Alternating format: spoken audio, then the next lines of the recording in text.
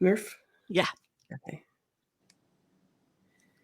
Hey there, welcome to Big Sexy Chat. My name is Crystal. I'm Murph. And welcome to Big Sexy Chat. Welcome to our community. We're so happy to have you. And we're very excited today, too, because we have a special guest that we're interviewing. You want to tell us all about it, Murph? All about her? Yes. Oh my gosh, I'm so delighted. So we have the incredible Substantia Jones with us. Yay. I want to Asherlee, if you can insert some applause there, that would be fantastic. Yes. If you have not heard of Substantia, like I mentioned in the last episode, where have you been? She is a world-renowned photographer. She has the ability to engage and provide incredible different perspectives of different bodies and gender and sexuality. It's amazing. Her photographs are beautiful. I really want you to check out all of her information that Asherlee mentioned at the beginning of this episode. Substantia is a fat activist. She is an advocate in the fat community. We are so delighted to have you here and talk about your life and the Adipositivity Project and just sex and amazing things that make you you and share your genius. So All my please, favorite welcome. things. Yeah. Welcome. Thank you for having me. Yay. I'm So very happy to excited to have be you. here. Yes. So now I've done a lot of research, looking through different articles and reading, but I haven't found a lot about where you came from, what's your cultural background, give us some details about your life. I was born and raised in, don't you love it when people start with that? I was born and raised in southeastern Virginia and moved to New York City in 97 and have lived here ever since, here in Manhattan. I can't remember what else you want. A lot of fat people where I'm from in Virginia. Less fat, fewer fat people here in New York City. So when I first moved here, I lived off of Bleecker in the Village, and I would go for weeks without ever seeing another fat person. I felt so exotic, and I kind of dug it, But that's just me. I imagine anyone else would probably not like it.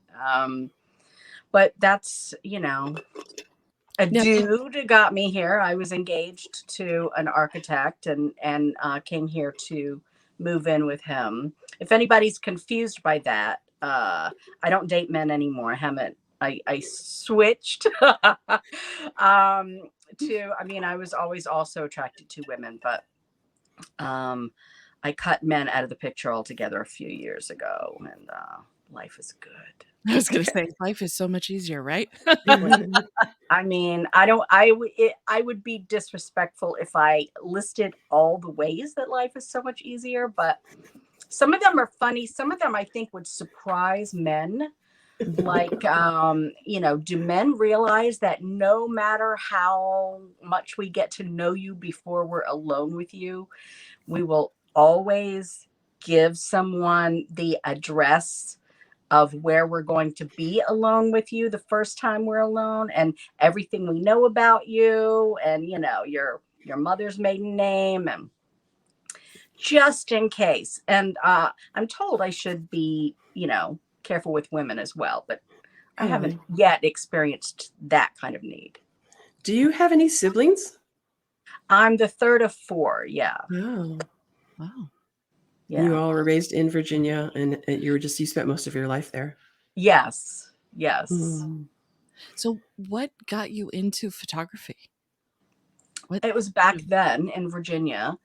I was always interested in photography and in portraiture. I had a little portraiture business, and I did mostly hand tinted photography. I would print my photos on papery paper in warm tones and literally color them with translucent oils and that are made for hand tinting the way they used to do before color photography. And that was my jam. And I had a little art photography career for a while. My stuff was exhibited in galleries and museums. No fat people yet. except for me. I was fat, but I was still an apologist at the time.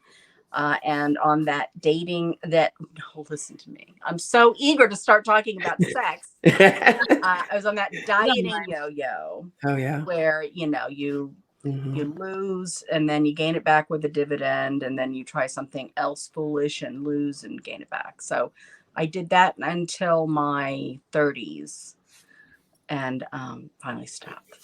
Same. Yeah. Yeah. Did dangerous stuff. I grew up in a town with a diet pill doctor. And young people don't know what that is, but we had a doctor who he did nothing but prescribe diet pills. And, a friend that I worked with gave me one day, and I was like, oh, sweet mystery of life at last. So I went and got my own prescription, no problem, even though I was 17 and thin, not an issue. And I remember sitting in his office while he's just looked at my throat and listened to my heart, and that's about it. And he had a big, Crystal's probably heard this story before. He had a big file cabinet in the corner of his office. And I remember sitting there thinking, I wonder what could be in there, because certainly no patient records. I mean, he's not doing anything. He's not checking us in any way. But yeah, don't do that, kids. It's very, very, very dangerous. And I'm glad, it only took me about 20 years to stop doing that. But Well, when somebody's offering you legal speed, it's hard to turn that down. it was great. And I was young and foolish, and I didn't really care nearly as much about my health as I did about my size and my joy, my pleasure. And it was pretty pleasurable. Yeah. And I still think about it sometimes, and I don't even like that feeling anymore. It's just, it's nerve-wracking to me. I have ADHD, and we tried Adderall, we tried Ritalin, and we finally found something that I liked that doesn't make me feel speedy, because I just don't go for that anymore. Is that ecstasy?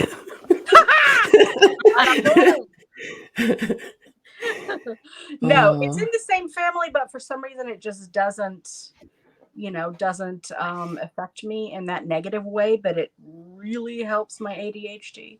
So I'm happy. Good. It's fabulous. Yeah. So you get into fat photography, or you start photographing different types of bodies. Where does that lead you? Because I've seen you kind of all over the world. Yeah, I started the Adipositivity Project in 2007. So we're having our 15th anniversary this June. And I first took I had a bunch of pictures of myself. That's kind of how I got okay with my body. Was taking pictures of myself and loving the pictures, and then making that connection between the photo and me. Not only is that a body like mine, it's my body. So, I thought, well, if this works for me, if this has made me okay with my fat body, it's done this mystical thing to my head, maybe I can do it to other people's heads too. So I loaded 30 or so of these images, along with a handful that I'd taken of some very brave fat friends who did not know what they were getting into. I mean, because I hadn't even started yet, but they were agreeable. Into a little photo blog that I expected no one to see. I didn't have any, notions about promoting it or anything. I was perfectly happy for just literally about a half dozen visitors. And this was at the time when the, what was it called? The fat shit. Oh, one of the groups? Shit fuck. No, it was like a ring of blogs, the Fatosphere. The Fatosphere was going very strong, and it's, I don't know if it even still exists, so you're forgiven if you don't remember it, but they discovered my tiny little photo blog on a site on a host that did not know what they were in for. And immediately they all started writing about it. And, I went from, 6 visitors to millions of visitors, and eventually got kicked off of that platform because they said, we're not set up to handle you. So I found another, and it's been sort of, like that ever since. After that initial time, I've never done a lot of asking if people are interested in being adiposers, unless I see some really cool ink, or, some other reason, or if I need to balance, balance a run of images racially or gender wise or size wise. Otherwise, I just photograph everybody who asks, and that's about to change, unfortunately. Oh yeah. I've got what I've been calling Adipositivity 2.0 coming up soon, and I haven't really talked about it yet, but it's all good changes. I think it's going to make a better website, a better collection. But because I've had some security issues and some threats, and I've been very not very careful, and so I have to put some security measures in place. So now adiposers are going to have to jump through some hoops. I'm still going to photograph everybody who wants to be photographed, as long as they're fat and as long as they can, jolly well verify who they are. Yeah. Yeah. But it's going to be slower photography. I'm going to take my time. I'm going to do more of what I want rather than just ushering people through assembly line style, I'm going to focus more on, doing a good job rather than getting everybody photographed in, quickly. Mm-hmm. Less volume, more quality. Gotcha. Yeah. Yeah. So we did have a question about your worldwide travels with photography. The question came in as, what is the most exotic location you've ever shot in?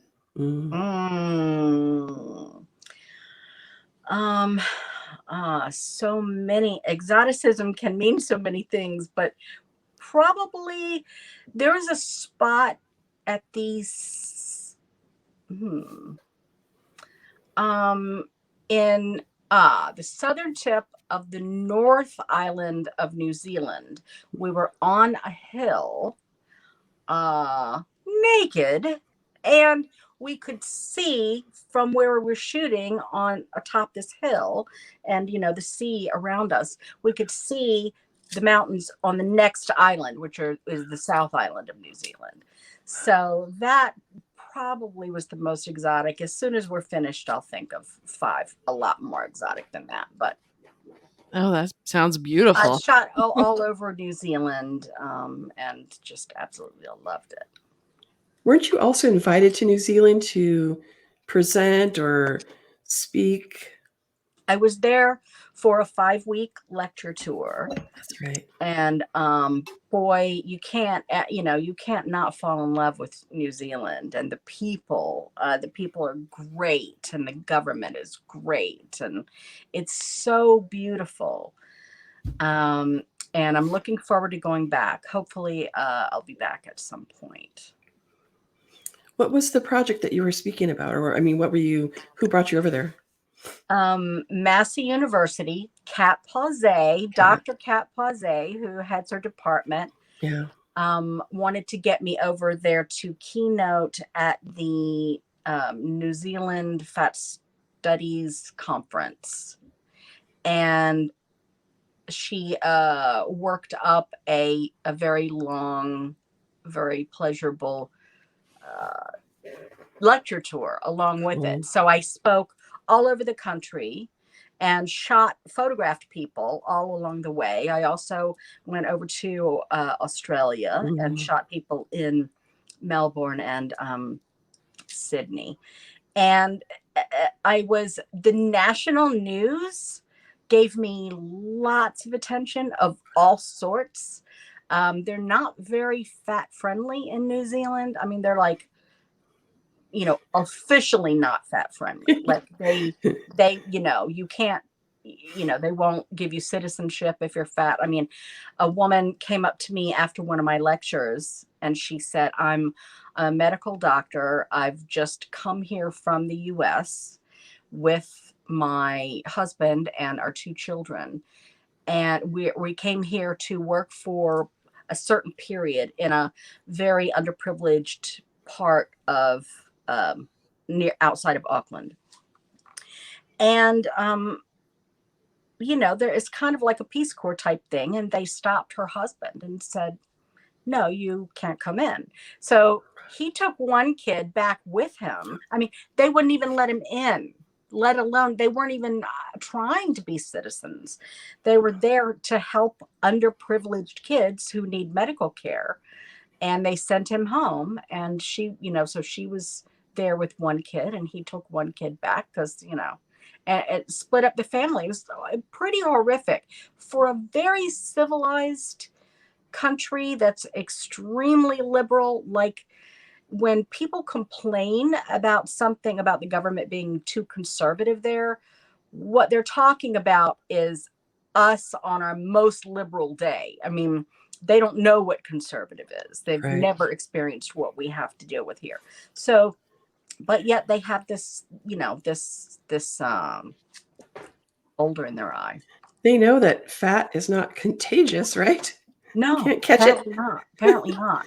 It's wild. I have to tell you, this is kind of killing my New Zealand boner because they've been so liberal. I Yes, I had no know. idea of this. Now, Kat is a great one to talk to about this because Kat is jolly well fat, and the university recruited her out of college. Please come, head one of our departments and, be a golden child in our college. And she's quite fat and she's had no trouble, but I think you live sort of precariously there when you're fat. I heard that's hard to even adopt kids if you're fat. Like they have an issue and you have to have a certain BMI to adopt kids in Australia and in New Zealand. I think there are places in the US that people have a hard time, depending on their size. Probably. And it's, it's going in that direction. It's getting worse. I mean, we don't Crazy. even have to talk about Florida and Texas, which I've just, Yeah. I mean, I love people in Florida and Texas, but I did just notice that it's so odd that there's like, you could just break them off, It's like, if they were a cookie, those two would be the pieces I would break right off. So maybe. Don't let the door hit you in the ass on the way out. Yeah. And I say that to the governments of those states. I love the people. Yeah. Same. Yeah. Oh, sorry, Murph. Go ahead. I was just gonna say, my friend, he has a YouTube where he does cooking and all that, and he's the Texas food dude, and I love to give him crap about it because I'm just like, I love you, man, but Texas, come on, like, and we had a pretty large mass exodus from California in the last 2 years, and everybody's moving to Texas, and I'm just like, this is wild, man. I feel like I'm in the Matrix. They don't know what they're in for. I know. Yeah. Yeah, my favorite hashtag is abort Abbott. Yeah. Yes, please. Please. Without anesthesia. No, right. Yeah, fuck him. I have so many questions. I mean, I literally have you can see this whole little thing. Awesome. Let's talk a little bit more about the Adipositivity Project. Now, I was going to say I found out that this is the 15-year anniversary, but you mentioned that. So that's fantastic. I've been collecting the calendar for, I think 7 years total. So I thought like I was on the hip, like, oh, I've been doing this a while, but evidently you've been doing this for a really long time. Though you probably have more calendars than I do, because I end up, giving my one away and then not getting one. So I don't really have a complete collection. Mhm. That's great. And But yeah, so it's been a while. yeah, and so folks that are just learning about this calendar is just filled with just different bodies and different ethnicities, and you can see folks as displaying their sexuality, and there's love and partnership, and it's beautiful. And I have to say, it's front and center in our we have an open concept, kitchen, living room. It's dead center, right? And like when you're walking through our little entryway. And I have so many contractors and stuff stop and look at it and then look over at me, give them the nod. Hello. And they're just like, yeah, I get a lot of the nods like, Mhm. so it's Yeah, appreciated by many. I They're think it's hoping really you're then gonna make a pass at them, or right. that's your Probably. opening, is the nude calendar. It's really beautiful too, all of the gender expression that you show, as we all know that representation matters. And there hasn't been a lot of representation for fat bodies in general, but especially fat queer bodies, Black fat queer bodies, Mhm. trans bodies. And I appreciate that you really make an effort, and it's just always so beautiful. Mhm. Thank you. Thank you. So important. I think we're finally tilting more toward, I think this last calendar had more than half queer and trans people, and that's not, I'm not trying to do that, but once queer and you can invite all you want, but Yeah. once queer and trans people started seeing themselves Yes. in the project, that's when they started hitting me up and saying, okay, I'm ready, let's do this. And I understand that that's human nature. Hmm. Sure. So and I like it. So now, I get a lot of uh followers. I have a lot of followers who are queer. And the hot butches, I follow them back. Yeah. We're all raising our You know eyebrows. Oh, sorry. I always wonder what people think. Sorry, I have to reposition mine. I always wonder what people think when I follow them back, and and I don't know them, and it really is only the hot butches. And I always wonder, are they freaked out? Are they kind of squicked out by the fact that I just did that?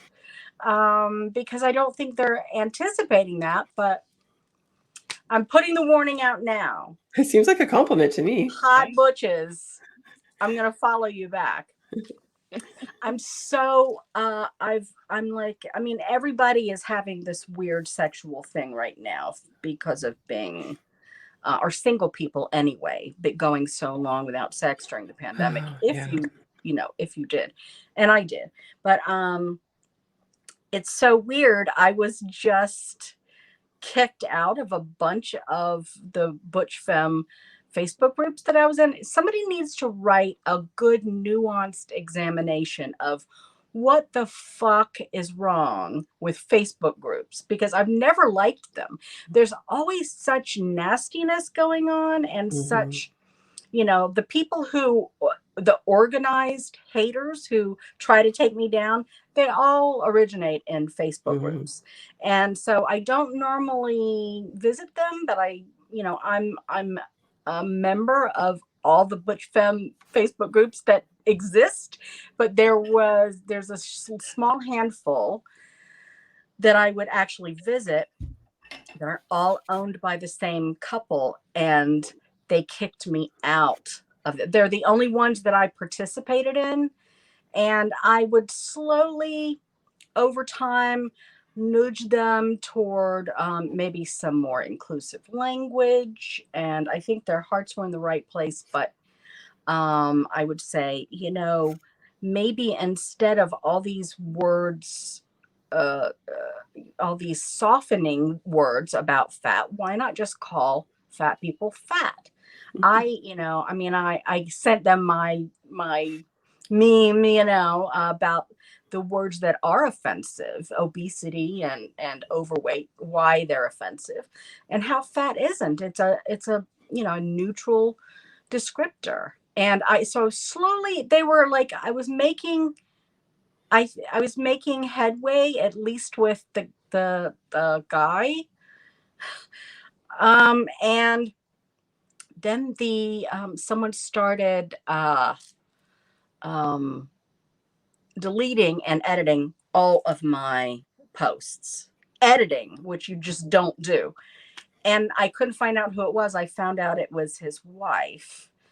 And she said the reason was because I said, is this because of, why are you editing my photos and not other photos that show a lot more of thin people? She like denied that it had anything to do with that. She said, I had to take that first photo down and then everything, I guess, because your cleavage was too sexy, and the femme wives were upset that their butch partners were seeing that cleavage. And I wouldn't have believed it, except I took a screenshot of her saying that because it was so fucked up. And I, of course, me, I said, wow, that's really fucked up. And so they blocked me from all those groups.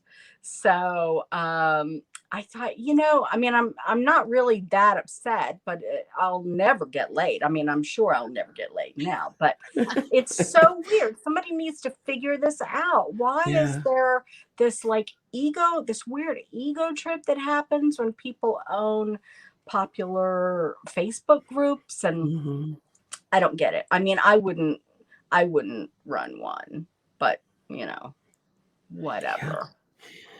Crystal, wonder, you know this. You know this. I do. But Too well. your ego is in check. Yeah, I have to say. Thank you. I hope so. Please, if it's not, just fucking tell me. I will. I will wonder, come to you and I'll say, wow, that's really fucked up. It's like when people fat shame me in public, I'll be like, did you just call me fat really loud? Yeah. And then everybody in the whole place looks. He just called me fat. Just turn that shit around. Yeah.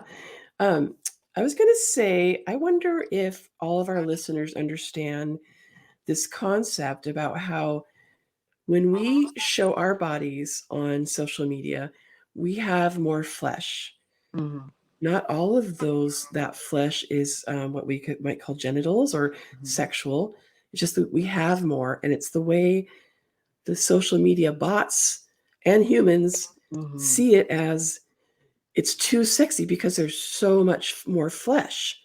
Just it could be thigh meat, butt meat, back fat, but it's still considered sexual because it's so much flesh. Is that how you sort of understand it too? This happens a lot. We see it every prom season because poor fat teenage girls get ousted from their proms because for wearing the same dresses that thin girls are wearing.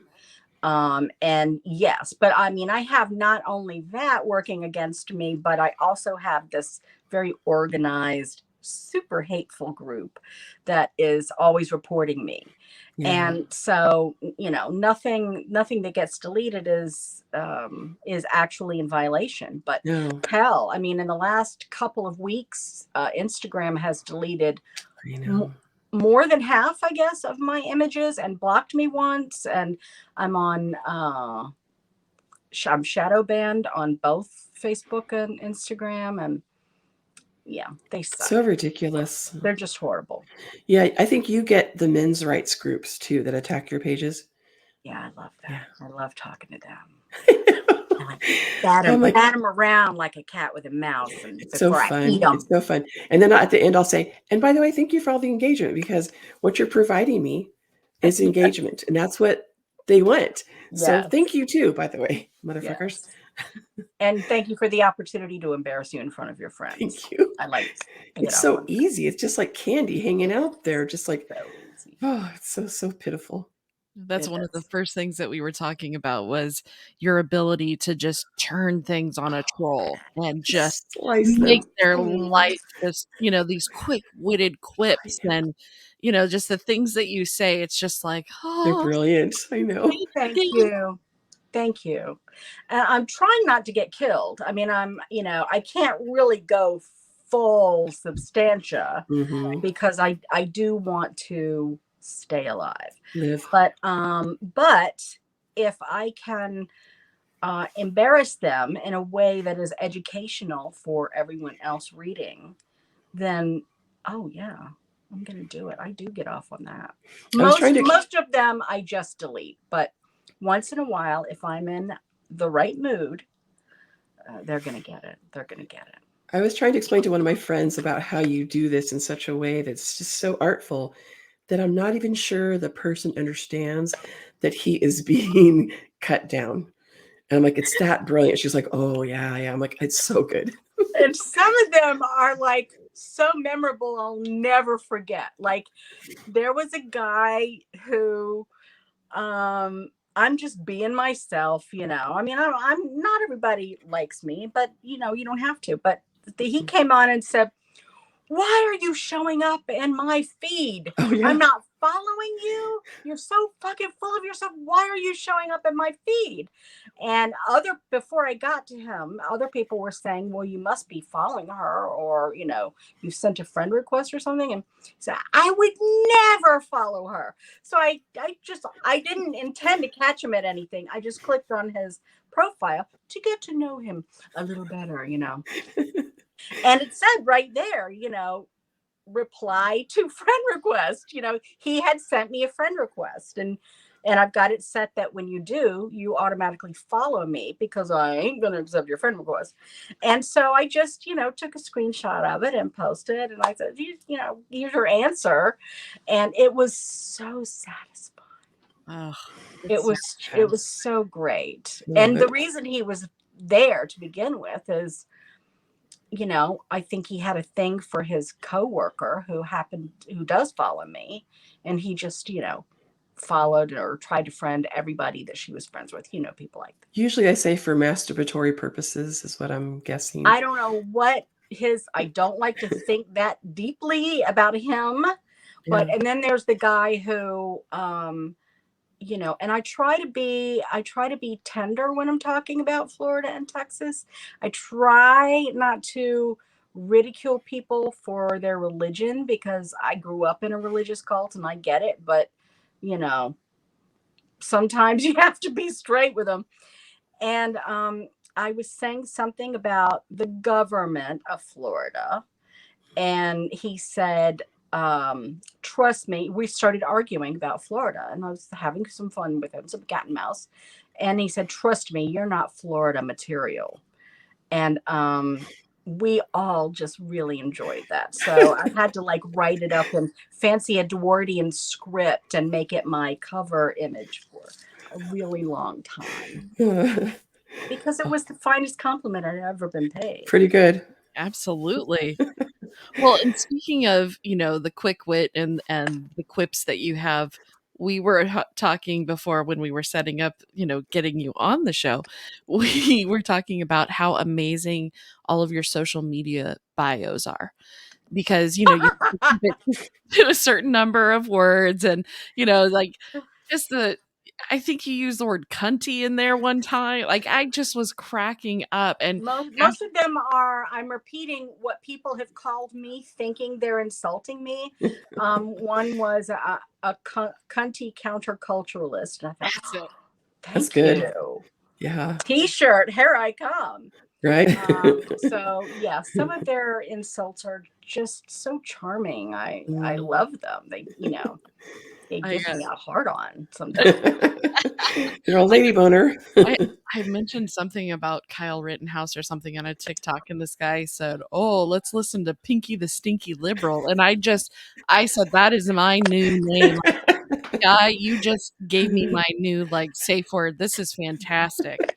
He I must remember have that. been a geriatric sort like me because I'm 62. I just turned 62. And when I was a kid, we used to call them pinkos. Yep. Any super liberal, Yep. because they were associated with socialism and communism, and they were called pinkos. That's probably where he got that from. Pinky the Stinky. It's pretty awesome. I hope you got that put onto a shirt I know. or mug. Yeah. I want to, like, in an Uncle Sam hat pointing at the camera. Yeah. You. When I was at the height of my being trolled by the fit mom and all that craziness that was going down when I first opened my boutique, I love purple. I wear purple a lot. And who else is famous for wearing purple? Barney. Oh, I thought you were going to say Prince. Well, I wish. The same thing. Sorry.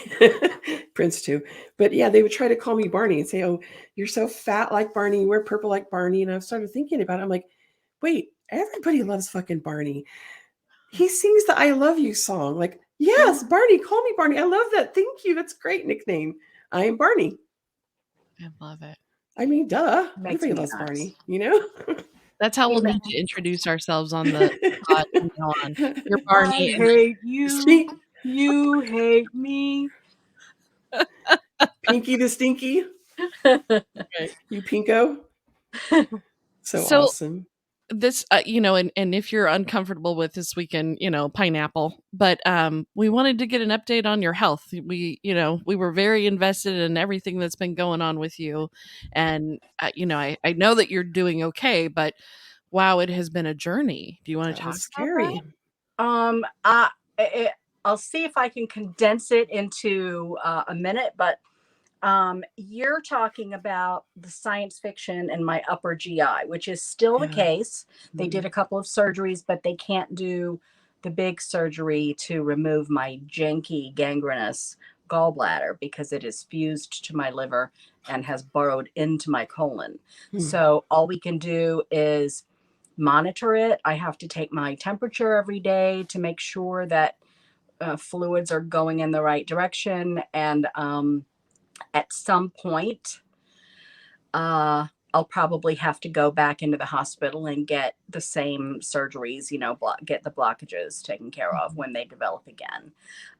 But since the summer, I have a fun new issue, which is dealing with repercussions, injuries, dental and medical, from a childhood poisoning. That I've known about this since I was 17, but I never really fully appreciated how serious it was until July. I had to have a couple of emergency oral surgeries. And at Columbia, they told me, you have a mouthful of dental injury from this poisoning. And it also affected the development of your bones, your cartilage. It stunted your growth. It's caused a lot of other issues that I've always known about, but like weird little size anomalies in my head. But I never associated any of this with, except for the teeth thing I knew about. I knew that was because of the poisoning. But so now, I have a whole lot more that I'm aware of that was caused by the poisoning. So I'm working on it. I'm not there yet, but I now am at the point where I know how I'm gonna get there. And I'm ecstatically happy. I'm living my best life otherwise. All of this during the time of COVID. Yes, this last part, the first part, what happened, the hospitalization was in March and April of 2020. So they sent me home because they said it's not safe for you here anymore. I mean, it was very scary. And it got so bad because I was waiting it out because of course COVID was going to be gone in 2 weeks. Sure. April. And then, it got, and my friend Kwame is an MD and he was monitoring me. He was telling me what to do, what not to do. He was making sure I was taking my temperature every day and drinking all the water I could hold so that I didn't get dehydrated. And I did, and I still presented malnourished and dehydrated at the hospital when they took me to the hospital in an ambulance. And only when I absolutely couldn't hold off remember. anymore. Yeah. Um, It's a very scary time for all of us because, you know, we were all it was worried about you. it was very scary for me. I'm Yeah. not accustomed to being in the hospital. And No. oh my God, it was horrible. It wasn't one of those restful hospital visits where They you're, never are. watching MSNBC all day. And, it was not like that. I was hooked up to, 5 and 6 machines at a time. And it was scary because they were talking about doing this really risky robotic surgery. And, I was fortunate to have excellent, excellent surgeons. Just luck of the draw. But they were unsure, and they still talk about it. Like every once in a while, my main surgeon will call me after he's been to a dinner party with a bunch of other surgeons. And, he said, so I was talking to them and they believe, 7 out of 10 think we should, do it. But one more thing about it, he said I was almost case reportable, meaning I almost made it into the medical journals because there are 4 possible complications with your gallbladder, and I had all 4 and very seriously, and that's pretty rare. You are so extra. I'm so extra. Guacamole, and you didn't even know it. Right?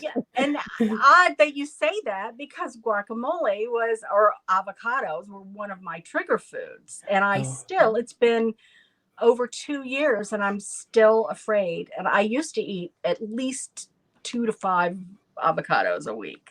Wow. And I still have not had one because I'm scared. Yeah. Sure. Absolutely. It was crazy. I just remember some days you couldn't even get on Facebook or anywhere. And like, so we had no idea what was going on and how you were. And I remember being really, really anxious. I was and on nervous. a lot of drugs. Yeah, I'm I sure. mean, when I got there, they gave me morphine. And then it seemed like immediately after that, they were giving me something else. And I said, what's this? And they said, fentanyl. I said, You're going to say that. oh, I've heard good things. But, you just gave me a lot of, I shouldn't complain, but so yeah, it was, that was very interesting. Mm-hmm. Wild. That was the silver lining. Well, and I remember, not only just the scary medical issue that you were having, but that was like the height of the New York pandemic. And I was just sitting there thinking, oh my gosh, like, is she going to be able to get hospitalized? Is there, are they going to have to transfer? Like, is she going to be exposed? There was just so many scary dangers with that it was just for the rest of us, watching you and like, no, she's like our golden star of like advocacy. Like this can't happen. And what we didn't know then was how much we didn't know then. Oh, yeah. So, I felt hella exposed and I was really scared. And, and then they started moving patients into my room. Oh, man. And not COVID patients. And they really did a great job of keeping us separate. But I heard the most horrific stuff. Like, in the hallway, they're screaming, the COVID trash is overflowing. And one husband of a COVID patient was like forced his way in and was terrorizing everybody. And, he wasn't supposed to be there. And my lawyer is going to kill you. And a lot of that. A lot of that because everybody was also very overworked and scared. Yeah. So yeah, it was frightening. Absolutely. Well, let's have a shift in what we're talking about. We'll Yeah. Yes, please. The good stuff. Yeah. So we normally talk about sex toys that we enjoy, but we had the topic brought up.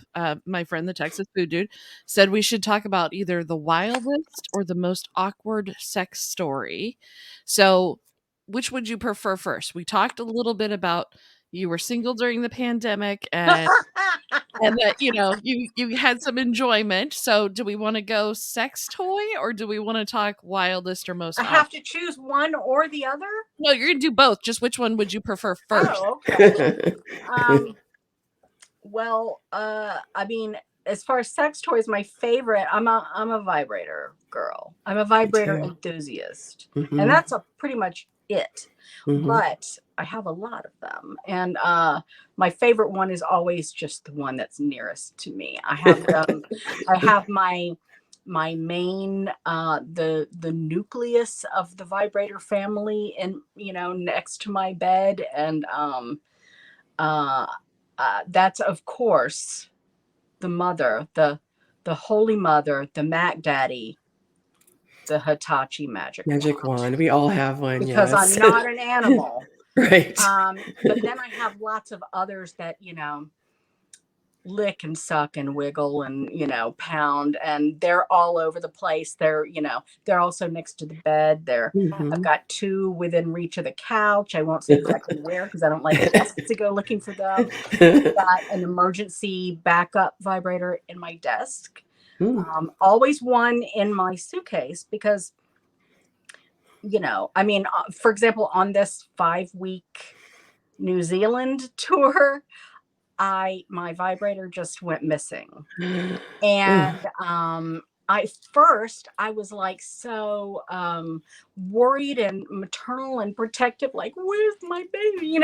I had visions of it like a TSA person or a New Zealand version pulling it out or getting dropped in an airport and like kicked in a corner, and I could see it like spinning around in the corner, Or like it's like on the abandoned. thing with the Yeah. suitcases, it's just like going I around wrote, and so I around. wrote like I had a lot of free time because I didn't have a vibrator anymore. So Yeah. I wrote this this letter home in the fashion of Ken Burns' Civil War Oh, letters home about nice. my fallen comrade, and morale is low among the troops, and but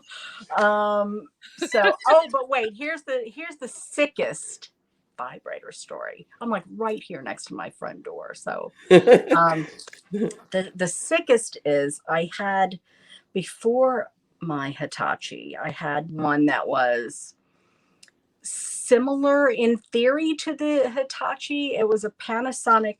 I think it's called a Reach Easy. I mean, it's long gone. This was a Great long name. time ago.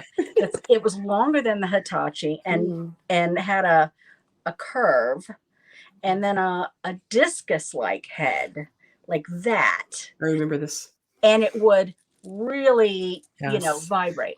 Yes. And my ex-husband bought it for me. So, it was it really was amazing. It was. And a long time ago, my cat knocked it off the bedside table onto a space heater, and the head burned, and it was like, this this whole side of the room.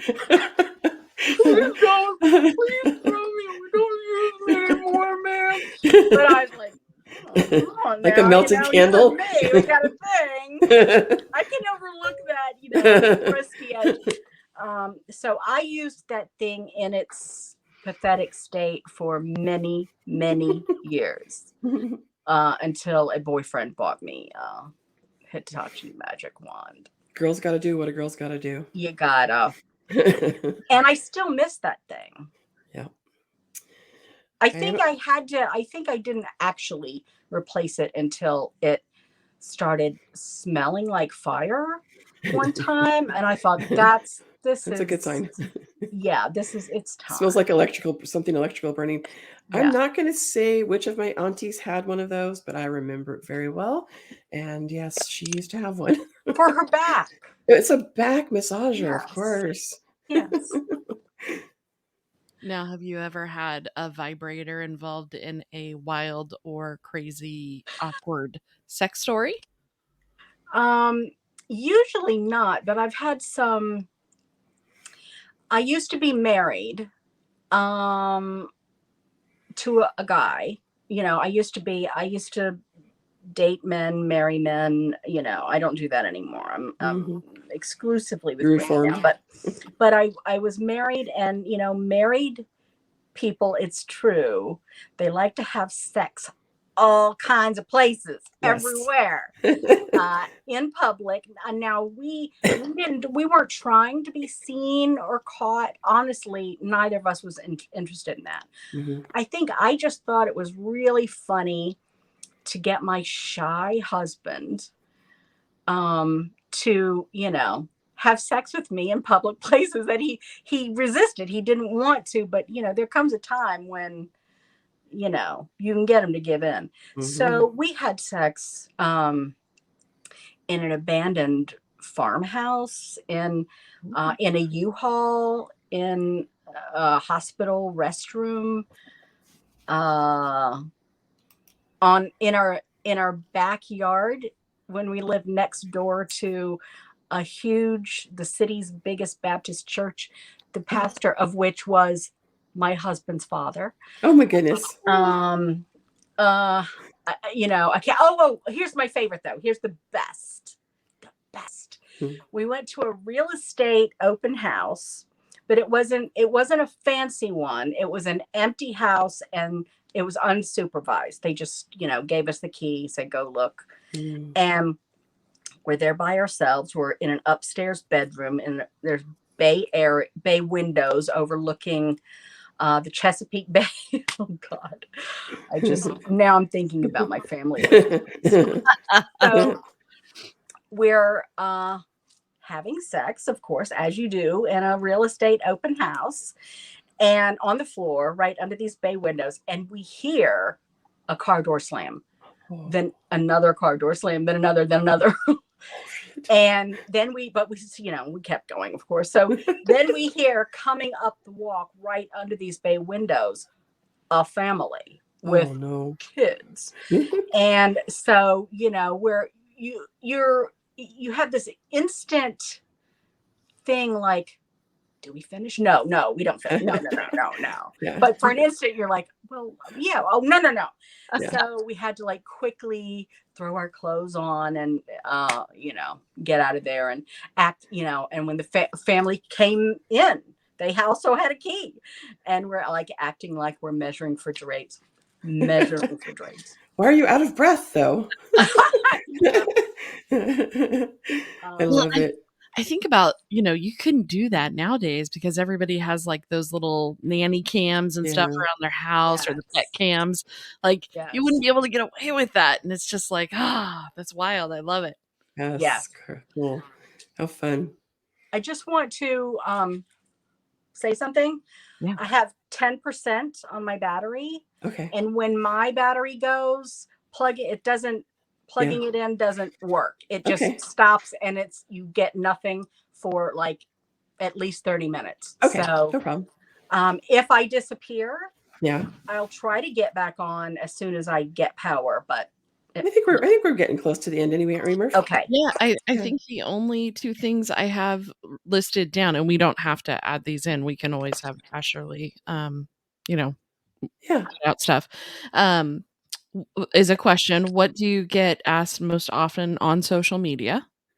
And then the second thing was tying back into how Bridget Everett, because we talked about somebody somewhere on. Oh, we love her. We love the show. Yeah. My most common question on social media is, how do you live with yourself knowing that you're responsible for so many dead people? You glorify obesity, Substantia. I glorify obesity. Yes, you bitch. The fun people ask that. Yeah. Bridget Everett, that's a much more fun question. I'm a New Yorker, and she, for many years, has been a cabaret performer down at the downtown clubs.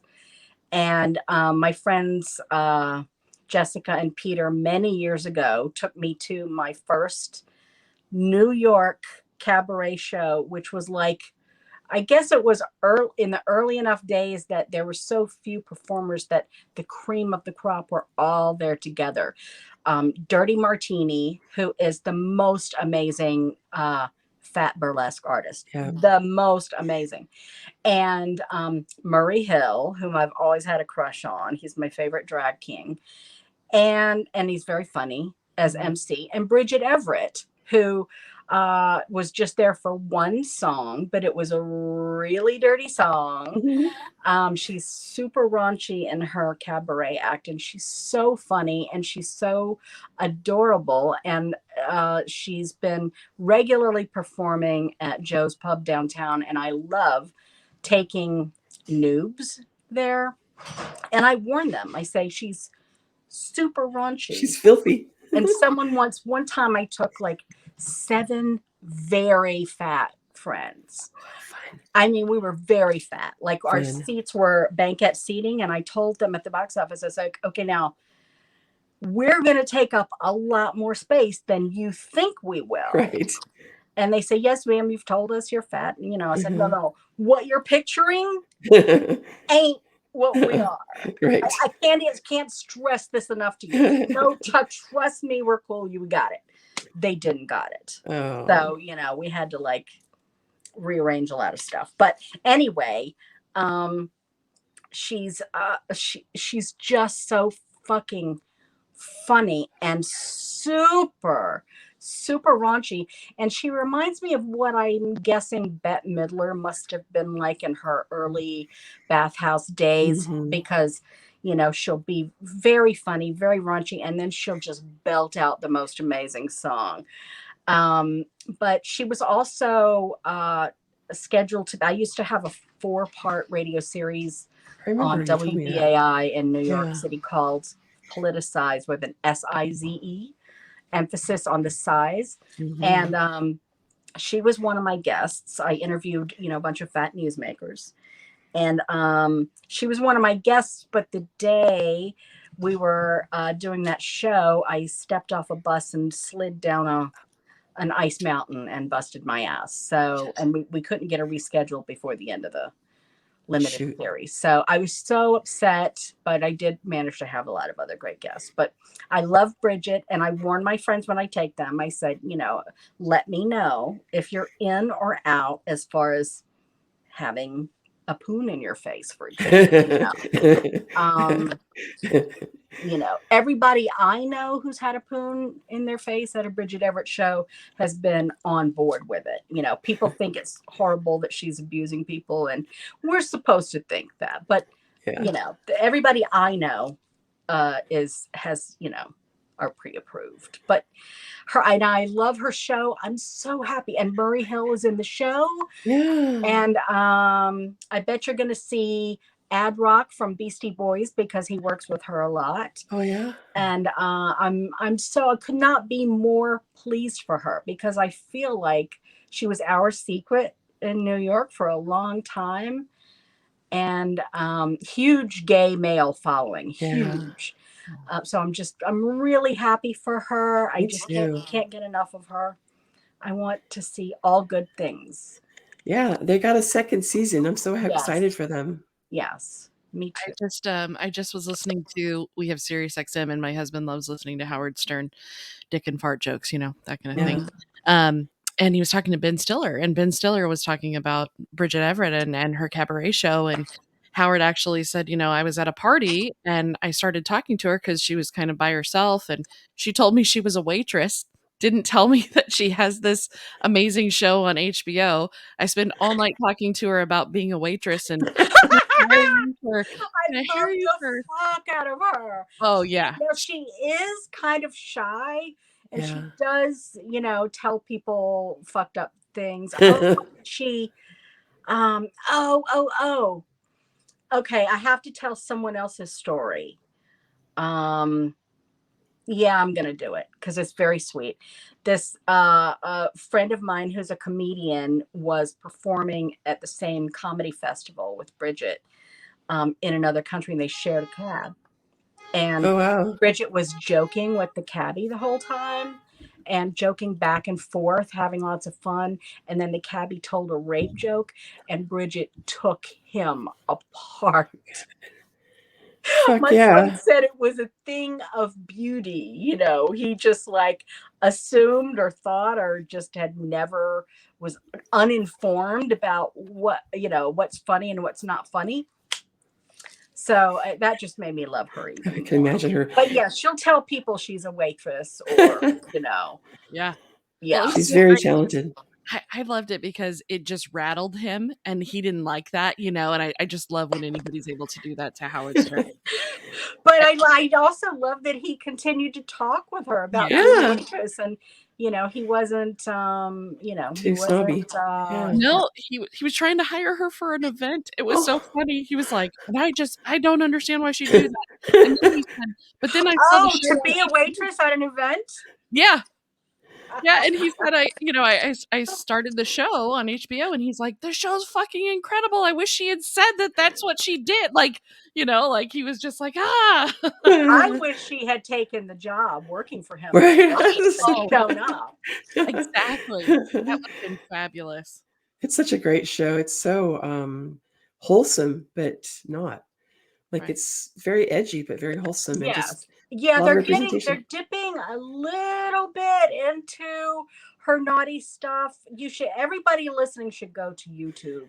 Yes. And look up, see if you can find Put Your Dick Away. Oh, it's a great song. And then she does, she covers these Britney songs, but she'll do these vocal interludes in the middle where she talks about a fucked up relationship, and she plays it very innocent, like she's getting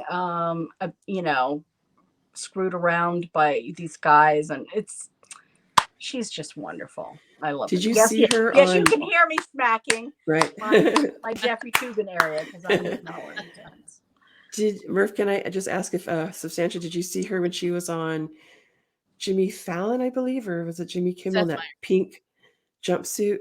I hate Jimmy Fallon with the white hot intensity of 1,000 suns, but when Bridget is on, I will watch. Yes. It was whichever show it was. She had this pink onesie. Probably came down to her belly button, and you could see her not wearing a bra. I love it. She says, I know what you're thinking. I should wear a bra. Well, I don't need one. So there, she's obviously. I do want to know what bra she's wearing on the show, though, because obviously she clearly has very large breasts, and they stay way, way up high. I'm like, we need to know what bra she's wearing. She's got a song about all the different kinds of tits. And the one that always sticks with me is tube sock tits. Yes. I know those. I just love her.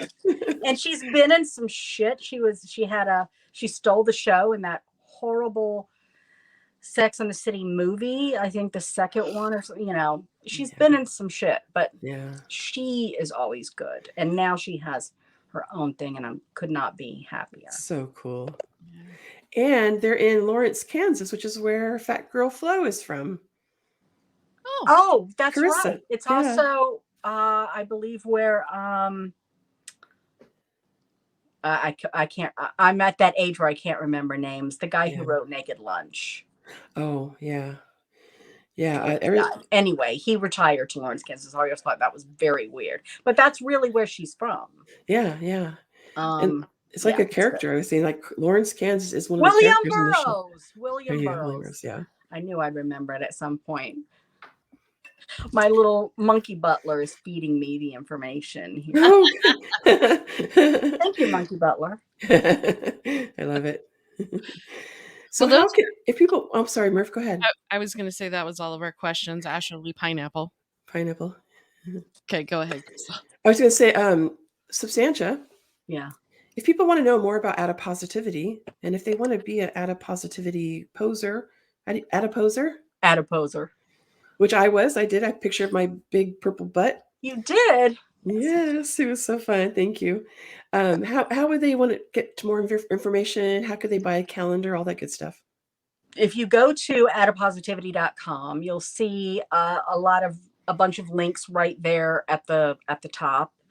How to get a calendar, how to buy prints, how to support the project, and my email address, which is how you contact me. Mm-hmm. And sometimes 2 or 3 times will do the trick. But definitely DMing me is not the best way to contact. For nobody. Nobody wants to be contacted that way, I don't think. Well, you're probably gonna get ignored. I shouldn't be putting this in the street. Every time I do check, I find all these great offers that I wish I had opened in a more timely fashion, like I don't do influencer things, but HBO Max asked me to be an influencer for a particular show that they knew I liked, and it was a really good show. And I saw it like a year later. Oh, And I just got a cool offer to lecture at with a group of people that need it. And so that's exciting. I did get that one in time. good. But yeah, adipositivity@gmail.com. Right. Or just go to adipositivity.com and look at the first half a page. Yes. Awesome. Put some money down on the Patreon and then send it to them. There you Even go. better. Even There you better. go. That's the best way to do it. And Yes. because I get bounced from social media so often, I also now have a newsletter. And I encourage everyone to sign up for it. It's free, and it's pretty fucked up. I don't really do much with it yet, but it's there for when I'm bounced from everything. I'm now down to 2 social media platforms.